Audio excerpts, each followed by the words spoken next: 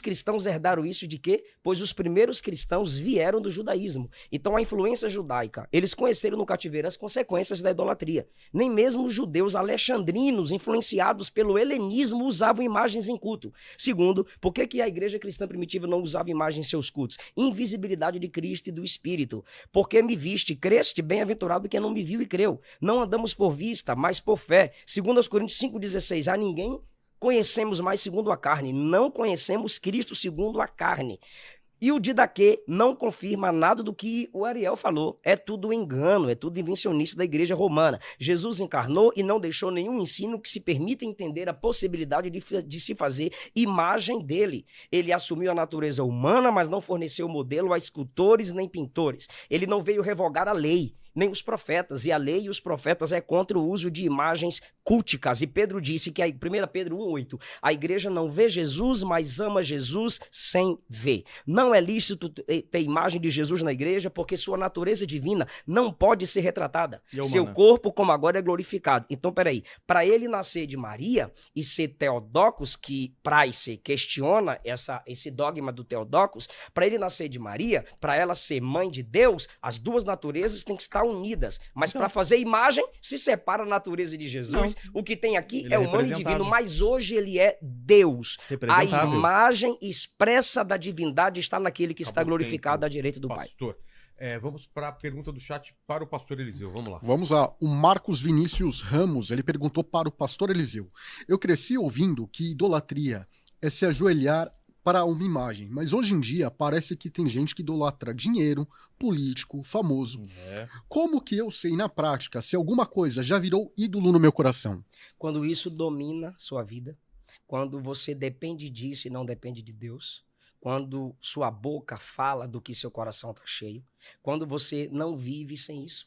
Se você perde a dependência divina, como Israel fez, e se prostrou perante a estátua da serpente, você é idólatra. Se você ama o dinheiro como Geazi e mente para ter dinheiro, mesmo tendo Eliseu exortado a não fazer, você é idólatra. Se você, como Judas, vende Jesus por 30 moedas, mas o perfume que oferece a ele é criticado porque 300 denários, Jesus não vale 300, mas vende Jesus por 30, você é idólatra. Se você, como filho pródigo, vira as costas para o seu pai, sai da igreja porque o profeta profetizou que você ia prosperar e não prosperou, por causa de grana, você é idólatra. Se você pensa que é o partido de direita ou esquerda que vai solucionar a solução do Brasil, que vai solucionar o problema do Brasil, você é idólatra. Nada pode estar no mesmo nível de Deus, nada pode estar acima de Deus. Todas as coisas devem continuar abaixo de Deus. Quando um ser humano se prostra diante de uma imagem, ele está rebaixando a si mesmo. O homem é formado à imagem e semelhança de Deus. E quando Ariel falou que Deus não é contra a matéria, contra o que é visível, porque Deus fez o homem, sim, o homem foi Deus que fez. Deus não é contra a imagem, porque Deus mandou fazer a Arca da Aliança. Sim, a Arca da Aliança foi Deus que mandou fazer, mas não mandou ninguém adorar, não mandou ninguém se prostrar. O dinheiro é bênção? É. A política é bênção, conjunto de opiniões é. Agora, colocar essas coisas como única solução é idolatria. E tem pastor idolatrando política? Tem. Tem gente idolatrando grana? Tem. Assim como tem gente idolatrando fama, tem gente idolatrando like. Mente em nome de Deus para ferir as escrituras. Não tem coragem de abrir as escrituras, fazer o exame, respeitar o texto e o contexto. Você está idolatrando a sua tradição. Jesus disse por 2 vezes que existem pessoas que colocam a tradição acima das escrituras. Isso é idolatria. Isso é idolatria da tradição. Assim como tem gente que idolatra simplesmente mãe, pai, dinheiro, riqueza, fama. Tem gente que idolatra imagem porque cria uma dependência. Não vivemos por vista, vivemos por fé. Mas você depende de algo visível para ter certeza de que está se comunicando com o espiritual. Você precisa de algo visível para ter certeza que está se comunicando com aquilo que é celestial. À luz da Bíblia e da história, você é idólatra. Isso sim, como o Ariel está gostando de chamar a gente, isso sim é heresia, isso sim é erro, isso sim é distorção das escrituras. E repito, porque ele falou mais uma vez, o conceito do domingo está nas escrituras, está na prática da igreja primitiva. Mateus, João, Lucas, Atos, Cartas e Apocalipse. O uso de imagens não está nas reuniões de culto. Mateus, Marcos, Lucas, João, Atos, Cartas, Apocalipse. Só lá para o fim do 2º, 3º século, outros dizem que a partir do 4º século é que isso é feito, quando a igreja entra aí nesse desvio doutrinário, e a reforma protestante é um chamamento divino, pelo menos inicialmente falando, porque houveram pré-reformadores, para que as pessoas voltassem às escrituras, à fonte pura. Eu não estou aqui desprezando a tradição. Eu só estou dizendo que a tradição tem seu valor? Tem. Se ela se submeter às escrituras sagradas. E os próprios padres, próprios pregadores que na história da Igreja Católica escreveram e formaram conteúdo para a patrística, concordam com o que eu estou dizendo. Só a Bíblia é inspirada. O padre que sempre posta, com todo respeito, eu feri o padre? Eu tô machucando? Não, quando você falou que que todos os padres da igreja defenderam a autoridade... Eu não disse todos, então não me interrompa se for para falar em verdade, Ariel. O padre que te defende quando você acaba de fazer seus debates, ele não debate com o... Aí você tá baixando o nível, não, pastor. eu não concluí o argumento. O padre escreve um e-book uma vez. Não, vou falar de e-book, Ariel, não. Você tá tentando fazer um eu vou falar que ele showzinho agora acertou. aqui no final. Eu vou fazendo falar... show. Qual é a questão? A questão é, eu disse que na patrística houveram pessoas que formaram conteúdo para ela. Houve pessoas, obrigado pelo português. Teologicamente, eu preciso te ensinar. Houve homens que escreveram houveram pessoas que escreveram sobre a patrística e eles concordando com as escrituras. O padre concordou que a tradição eclesiástica não é inspirada. A apostólica, sim. Pronto. E a tradição apostólica é aquilo que eles deixaram registrados nas escrituras, sagradas. 3 minutos para comentário. Pena que isso aí não está escrito na Bíblia, né? Que a tradição apostólica é só o que está escrito na Bíblia. Você pega a segunda carta a Tessalonicenses 2,15, ele diz que a gente tem que ser fiéis àquilo que ele pregou, se você quiser, a gente comenta, que foi ensinado, seja de forma escrita ou de forma oral. E tradição humana, por falar de tradição humana, uma tradição humana é dizer que só a Bíblia tem a tradição apostólica. Isso apareceu no século XVI. Ninguém falou isso antes disso. Por 1.500 anos, ninguém guardou, nenhuma das igrejas apostólicas, esse ensinamento. Aí, na Revolução Francesa, na modernidade, na Reforma Protestante, é que vem esse princípio individualista de que eu faço a minha própria interpretação. Isso é uma tradição humana, é você se colocar acima de Deus. É como Coré, Datã e Abirã, em Números 16, que negam a autoridade de Moisés para fazer o seu próprio culto. Assim como os pastores hoje, sem ter sucessão apostólica, pegam a escritura, decidem que só aquilo ali é a base da tradição apostólica e começam a fazer a sua própria interpretação, assim como os judeus tentaram fazer a própria imagem que eles imaginavam de Deus, que era o bezerro de ouro. Isso é idolatria, né? Eu achei interessante a pessoa ter comentado aí nessa pergunta que quando que isso passa a ser idolatria, né? Quando a pessoa ali tem... Por exemplo, você pega os pastores, né? Tem gente que, quando aparece a foto de um pastor, começa a gritar, fica louca que ele vai fazer ali uma pregação e tal. Quando que isso passa a ser idolatria? E eu achei interessante, porque se a gente for lá para o Evangelho de São Mateus, no capítulo 19, no versículo de 16 em diante, nós temos o jovem rico. E ele pede lá ele diz assim, o que eu preciso fazer para alcançar a vida eterna? E Jesus fala, segue os mandamentos. Versículo 18, quais? Ele diz, não matarás, não cometerás adultério, não furtarás, não dirás falso testemunho, honra teu pai e tua mãe, amarás o teu próximo como a ti mesmo. Aí alguém pode perguntar, e a idolatria? É o que vem logo em seguida. Disse-lhe Jesus, se queres ser perfeito, vai e vende tudo o que tens, dá aos pobres e terás um tesouro no céu. Vem e segue-me. E o jovem, ouvindo essa palavra, retirou-se triste, porque possuía muitas propriedades. Disse então a seus discípulos, em verdade vos digo que é difícil um rico entrar no reino dos céus. Por quê? Porque esse é o pecado da idolatria. E quantas vezes os pastores criticam essa prática da gente ter as imagens, que é uma forma de transmitir o evangelho, assim como nós temos a escritura, né, a Bíblia, que é feita de papel e tinta, nós temos uma música, nós temos uma novela da Record, nós temos uma imagem, isso é uma forma de transmitir o evangelho. Quantas vezes eles não criticam isso? E passam por cima do que aconteceu com o jovem rico aqui. Ficam procurando dinheiro, explorando o povo. Isso é idolatria. Toda vez que Jesus fala de idolatria, ele não fala de imagem. Ele fala da ganância, da avareza, de querer dinheiro do povo, de querer explorar o povo, de querer se apegar às suas riquezas. Isso é idolatria. Que pena que hoje a maior parte dos pastores protestantes criticam tantas nossas imagens, como vimos aqui, desde a primeira igreja existe imagem lá, e não criticam essa ganância de ganhar dinheiro em cima dos fiéis simples. Que pena. Acabou. Agora, vamos para a segunda pergunta do chat para o Ariel, é isso? Isso aí. O Rafael Cardoso, Comentários do pastor, né? ele perguntou para o Ariel se a fé cristã foi corrompida ao ser oficializada pelo Império Romano e só teve a sua essência resgatada na Reforma. Nossa, essa é a tese, né, do protestantismo, de que a igreja teria ficado 1500 anos sem a graça de Cristo, que as portas do inferno teriam prevalecido sobre a igreja e que só a reforma protestante é que resgatou isso aí. Então vamos lá. Às vezes dizem que Constantino é o que fundou a Igreja Católica. Esse é um debate que já está assim, desgastado, né? Se a pessoa for analisar, o pastor aqui inclusive citou Eusébio de Cesareia, eu recomendo que as pessoas leiam aí o livro História Eclesiástica de Eusébio de Cesareia, porque você vai ver Papa impondo as mãos para ordenar bispos, Papa afastando bispos, Papa corrigindo o patriarca de Alexandria, tudo isso antes de Constantino sonhar em nascer. A igreja já era católica e já tinha estrutura do catolicismo antes mesmo de Constantino se converter. A propósito, Constantino só se converteu mesmo no leito de morte, né? Nem foi antes disso.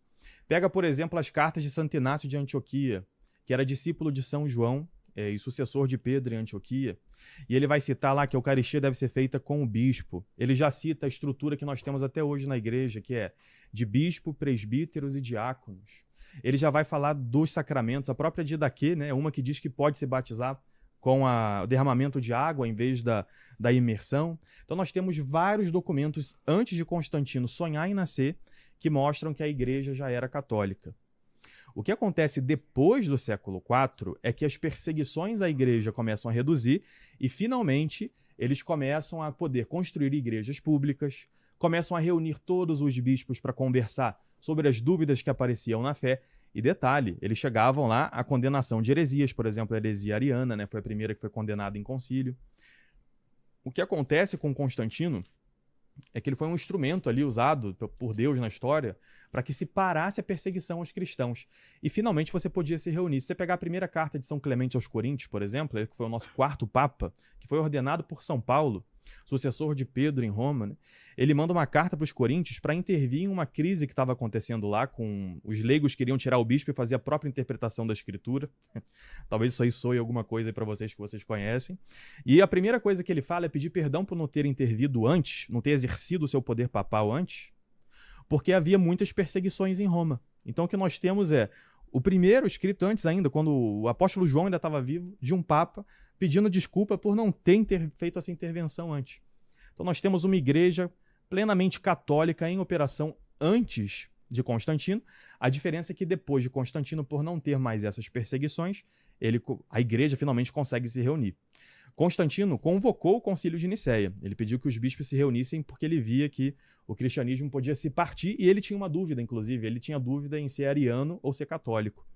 E o concílio condena o arianismo, ainda assim Constantino não se converte, fica até o fim lá. E se ele tivesse criado a Igreja Católica, ele teria defendido a própria posição ariana, que ele defendeu até a morte. Que Constantino, lá no final da vida dele, ele foi batizado por arianos. E não se batizou logo. Uma pessoa que ama Jesus Cristo de verdade, quer que Jesus Cristo habite a sua alma, ela quer se batizar logo.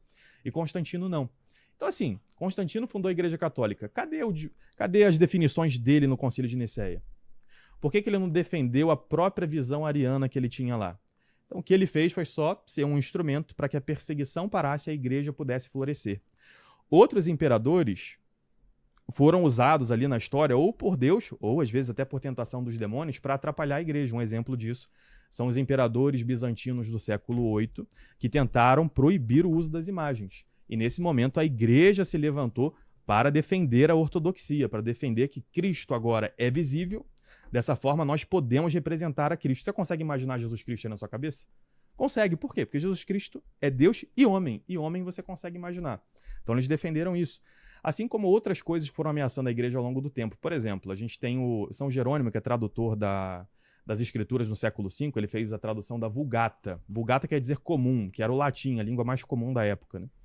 Quando ele faz essa tradução, ele acaba se deixando levar um pouco por judeus. E no início ele pensa em tirar aqueles 7 livros da Bíblia lá, que os judeus tinham tirado nesse momento. E todos os bispos da igreja levantam e mostram que isso sempre foi usado naquelas dioceses fundadas pelos apóstolos. Então os bispos sempre, inspirados pelo Espírito Santo, com o Santo Padre em comunhão, o Papa, eles impediram que essas influências externas tirassem a igreja da ortodoxia. O que acontece aqui no século XVI, mais uma heresia aparece, também financiada por imperadores, dessa vez os príncipes germânicos, e queriam ter a sua própria liberdade e não tinham a capacidade de se submeter à autoridade dos apóstolos, à autoridade dos bispos e da igreja. Então, o que eles fizeram foi financiar a Lutero, porque essa doutrina dele era mais conveniente para eles se libertarem de outros poderes externos. Vamos lá, comentários então, pastor. O Ariel diz que Jesus, nos mandamentos ao jovem rico, não citou a idolatria envolvendo o uso de imagens. É porque o jovem já praticava os mandamentos. O próprio texto diz isso e Jesus sabia. Por que ele falou os outros, então? O próprio texto diz isso e Jesus sabia. Jesus disse, você conhece os mandamentos. O problema dele era a idolatria que você está citando desde o início como espantalho. Segundo, não é dogma quando alguém é apresentado na igreja para pregar ou cantar e alguém diz, uhul, glória a Deus, aleluia. Se você estivesse na igreja e não visse o vídeo isolado, você saberia o que as pessoas falaram. O vídeo que você viu meu das pessoas vibrando quando apareceu minha foto no telão porque eu iria pregar, eram adolescentes que andaram 24 horas de ônibus, 16 horas de ônibus vindo da roça. Fizeram um evento para eu sair de Goiânia e ir lá pregar para eles. Aquilo ali não era um culto ao Senhor. Era um ambiente onde estava sendo divulgado que eu ia pregar para eles. Muitas pessoas, quando foi postado que você estaria aqui no debate, colocaram palminha, coraçãozinho. Uhul, Ariel. É o lugar que determina o que é idolatria ou não? Não, é o carinho das pessoas por você. Muito bem, você entendeu que é veneração e não adoração. É o carinho das pessoas por você que está vivo. Você não está morto, ninguém fez imagem sua. Então, outra coisa, será que foi só a reforma protestante que fez a igreja ser igreja? Não, Deus sempre teve os seus remanescentes. Mas uma coisa eu tenho para falar.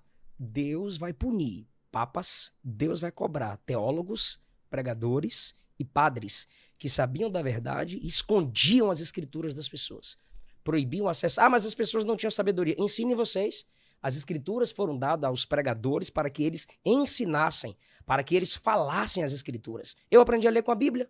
Minha avó que sabia ler com a Bíblia, me ensinou a ler com a Bíblia. Por que os padres teólogos que fizeram a patrística e tantos dogmas não conseguiriam ensinar as pessoas, dar às pessoas a capacidade e o acesso às escrituras? É melhor aprender. Se uniram a Lutero para escapar. Se uniram a Lutero... muita má interpretação de textos também, muita má tradução de textos também. Mas foi um auxílio, foi uma iniciativa muito boa. Mas mesmo assim, só com Lutero que se desenvolveu o conhecimento das escrituras nas mãos das pessoas. Lutero foi só um pontapé. Lutero não é a reforma. Lutero não é o avivamento, nem o avivador. Antes de Lutero, havia outros pré-reformadores que a igreja calou.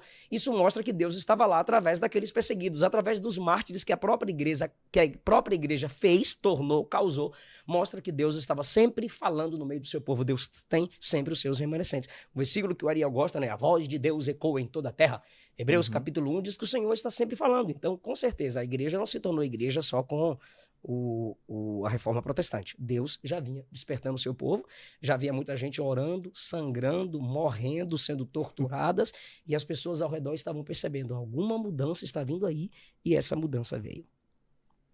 Tá certo. Vamos para a última pergunta do chat para o pastor Eliseu, não é isso, Homer? É isso mesmo. Temos uma pergunta separada aqui do Guilherme Viana. Ele perguntou o seguinte: gostaria de perguntar ao pastor se reconhecer a Bíblia como uma autoridade suprema não seria idolatria, pois alegar isso não seria rebaixar o poder de Deus a um livro? Mesmo a Bíblia reconhece a tradição oral como válida e nem tudo o cara estaria mandou lá. Podcast, velho, em vez de uma pergunta? Mas é boa a pergunta. É boa. Vamos lá. É isso? É isso aí. Tá. Achei que ia continuar aí. Vamos lá, pastor. Lembra de tudo? Quer que repete? Repete pra mim que... Então vamos lá. De colocar a Bíblia como... Ele perguntou se reconhecer... do catecismo. Reconhecer a autoridade suprema não seria uma idolatria, né? Reconhecer a Bíblia como autoridade suprema não seria idolatria, pois alegar isso não seria rebaixar o poder de Deus a um livro. É reduzir a um livro, né? Mesmo a Bíblia reconhecer a tradição oral como válida, porque nem tudo estaria lá. A Bíblia deixa claro que desde o princípio Deus desejava que suas revelações normativas fossem registradas por escrito e preservadas para as gerações seguintes. Êxodo 24, Moisés escreveu no livro. Deuteronômio 31, o livro foi preservado na arca. Josué fez uma aliança com o povo naquele dia e fez estatutos e ordenanças escritos no livro da lei de Deus, Josué 24. Junto com os de Moisés também foram preservados, Josué 1:7, livro. Samuel também leu e explicou ao povo a lei de Deus, 1 Samuel 10:25. Isaías foi instruído a pegar um grande selo cilíndrico e escrever inscrever nele com letras comuns. Isaías 8, e no capítulo 30, versículo 8, se manda ter um registro escrito no livro. Daniel tinha uma coleção dos livros de Moisés e dos profetas, até o seu contemporâneo Jeremias. Daniel capítulo 9, versículo 2. Jesus e os escritores do Novo Testamento sempre usaram o quê? Está escrito mais de 90 vezes. E Jesus, quando confrontou a tradição dos fariseus e saduceus, ele pergunta assim: vocês não leram? Vocês não leram? Vocês estão desprezando as escrituras? É a prova de que Jesus valorizava sua verdade escrita num livro. Quando Jesus repreendeu os líderes judeus, Mateus 22, 29, tudo isso deixa claro que ele tinha intenção desde o princípio de que a sua revelação fosse preservada nas escrituras e não na revelação extra-bíblica. Percebamos então que Deus sempre valorizou suas palavras normativas para a salvação da alma do homem escritas. Agora, o texto que vocês gostam tanto de questionar, quando Paulo fala, aquele texto base que a gente tanto gosta das escrituras, ele está dizendo ali, e o solo escritura baseado ali, é que tudo que é necessário para a salvação está nas escrituras. 2 Timóteo 3,14, permanece naquilo que aprendestes, que foste inteirado, sabendo que de quem o tens aprendido, ou seja, cuidado com quem te ensina. E desde a tua meninice sabes as sagradas letras. Eu estou mostrando agora, desde o Antigo Testamento, como Deus sempre priorizou escrever suas palavras para alcançar gerações posteriores, e que desde a sua meninice sabes as sagradas letras que podem fazer-te sábio para a salvação pela fé que há em Cristo Jesus. As escrituras te tornam sábio para a salvação pela fé que há em Cristo Jesus. Nesse contexto, ele diz: toda a escritura divinamente inspirada, proveitosa para ensinar, redaguir, corrigir, instruir em justiça. Sem tradição alguma, a gente já teria isso aqui. Para que o homem de Deus seja perfeito e perfeitamente instruído para toda boa obra. Para ser salvo e para boa obra, a escritura é suficiente, é plena. Agora, isso significa que deve desprezar a tradição? Não, porque a gente valoriza a tradição, as escrituras, nós temos a história da igreja, nós acreditamos na contemporaneidade dos dons, só que acima disso tudo está as escrituras, tudo isso precisa se submeter às escrituras sagradas. Já que vocês estão defendendo tanta tradição, quem disse, quando disse, para quem disse, o que disse? Aí eu dou credibilidade que essa tradição está no mesmo nível das escrituras. Se o Ariel conseguir mostrar para mim, ou você que está fazendo a pergunta, ou qualquer outra pessoa, aí sim eu digo que a tradição tem esse valor que muita gente está querendo que ela tenha. Comentários, Ariel.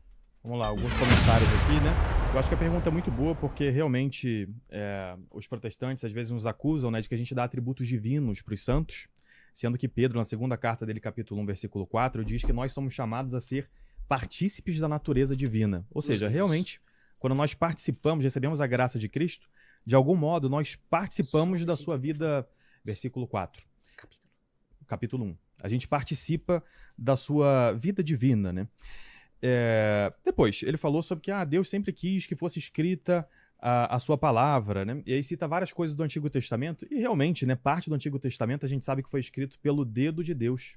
A gente vê lá no Êxodo que Moisés sobe a montanha, passa aquele momento em oração com Deus e ele desce com as tábuas, né, escritas ali. É até uma discussão em que língua que ele trouxe isso escrito, porque nem existiu o hebraico ainda.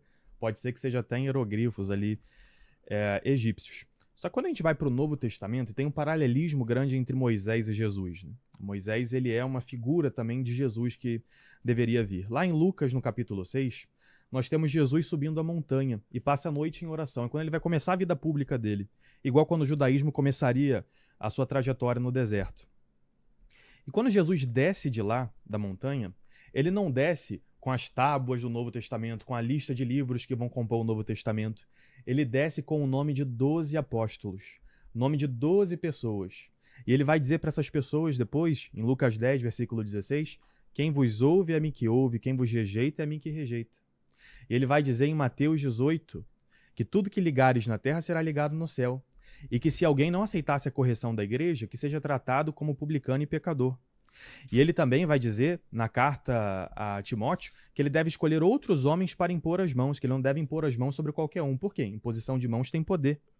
E ele vai dizer, no capítulo, na primeira carta a Timóteo, no capítulo 4, versículo 14, para ele lembrar do dom que tem nele pela imposição de mãos. Em Tito, capítulo 1, versículo 5, ele vai dizer que deixou Tito lá para instituir outros presbíteros sobre as igrejas de Creta. E no capítulo 2, versículo 15, ele vai dizer que ele deve pregar isso com toda a autoridade, que ninguém o menospreze. Então, quando o pastor pergunta, né, quem disse essa tradição oral, né? Ele até citou aqui 2 Timóteo 3,16, que não diz que a escritura é suficiente, mas diz que a escritura é útil. Quem dera tivesse ali o suficiente, né? Talvez fosse um bom argumento para os protestantes, mas não tá. Diz que ela é útil. Assim como no capítulo anterior diz que as boas obras são úteis para deixar o homem agradável a Deus. Só que a gente não é só a boa obra, da mesma forma, né?